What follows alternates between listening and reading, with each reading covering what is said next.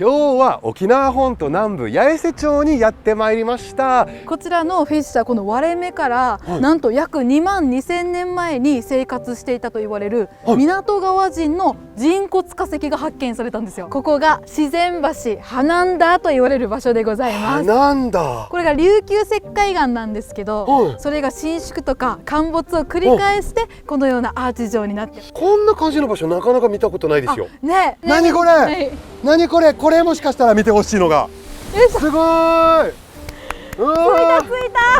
ついたこれを見てほしかったんです。いや、もう本当に崖でもただの崖じゃない、ちゃんと滝があって、こちら戸森の石彫大獅子さんでございます。県内最大最古なんですよ。第二次世界大戦も乗り越えてきておりまして、体にですね弾痕銃の跡が残っているんですよ。